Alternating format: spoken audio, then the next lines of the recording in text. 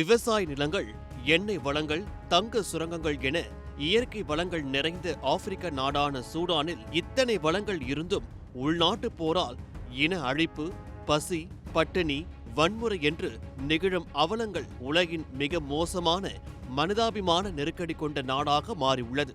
சூடானில் உள்நாட்டுப் போர் தொடங்கி 3 ஆண்டுகள் ஆகிவிட்ட நிலையில் சூடான் தேசிய இராணுவத்திற்கும் அந்நாட்டின் துணை இராணுவ படையான ரேபிட் சப்போர்ட் போர்ஸுக்கும் இடையேயான அதிகார மோதல் 3 ஆண்டுகளில் சுமார் 1.5 லட்சம் உயிர்களை பறித்துள்ளது. கிட்டத்தட்ட 1.2 கோடி பேர் அவர்களது வசிப்பிடங்களை விட்டு உள்நாட்டிலேயே முகாம்களில் தஞ்சம் அடைந்துள்ளனர். 20ஆம் நூற்றாண்டில் சூடான் பிரிட்டிஷ் ஆட்சி செய்து வந்தனர்.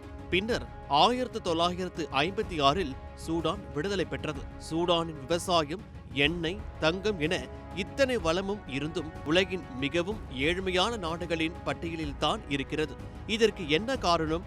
அங்கே நிலையான ஆட்சி இல்லை, ஜனநாயக அரசு இல்லை, சிறு குழுக்களும் கிளர்ச்சியாளர்களும் இராணுவமும் தான் ஆதிக்கம் செலுத்த முடிகிறது. இராணுவத்துக்கும் துணை இராணுவத்துக்கும் இடையே அதிகார மோதல் என்று பட்டியல் நீண்டு கொண்டே போகிறது. சூடான் நாட்டில் மக்களால் தேர்ந்தெடுக்கப்பட்ட ஆட்சி கவிழ்ப்பு 2021இல் நிகழ்ந்தது. அதற்கு பின்னர் இராணுவ ஆட்சி நடைபெற்று வருகிறது. அங்கு இராணுவ ஆட்சிக்கு எதிராக பல்வேறு கிளர்ச்சியாளர்கள் மட்டுமல்லாது பலம் பொருந்திய துணை இராணுவ படையான RSF என்ற பிரிவும் இராணுவ ஆட்சிக்கு எதிராக உள்ளது. IPC எனப்படும் சர்வதேச அளவில் உணவு பாதுகாப்பை தரப்படுத்தும் அமைப்பின்படி சூடானின் பல பகுதிகள் தற்போது நிலை 4, நிலை 5 என ஆபத்தான கட்டங்களை எட்டியுள்ளன. குறிப்பாக வடக்கு டார்பூர் பகுதிகள் சாம்சாம் அகதிகள் முகாம்களில் பஞ்சம் நிலவுவதாக அறிவிக்கப்பட்டிருக்கிறது. 2.6 கோடி மக்கள் கடுமையான பசியால் இருப்பதாகவும் இதில் 7.5 லட்சம் மக்கள் நேரடியாக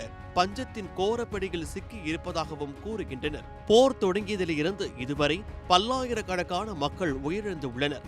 நாட்டில் உள்ள 100இல் 80 மருத்துவமனைகள் செயல்படவில்லை. இதனால் அடிபட்டவர்களுக்கும் உடல்நிலை சரியில்லாதவர்களுக்கும் சிகிச்சை அளிக்க வழி இல்லாமல் மக்கள் தவிக்கின்றனர். இவர்களில் பலர் உயிருக்கு பயந்து பக்கத்து நாடுகளான சாட் மற்றும் எகிப்திற்கு இடம்பெயர்ந்து வருகின்றனர். சூடானில் நடக்கும் சண்டையினால் அங்கிருக்கும் விவசாய நிலங்கள் அனைத்தும் அழிக்கப்பட்டு விட்டன. கடைகளுக்கு பொருட்கள் வரும் பாதைகளும் துண்டிக்கப்பட்டதால் மக்களுக்கு உணவு கிடைப்பதில் பெரிய சிக்கல் ஏற்பட்டுள்ளது.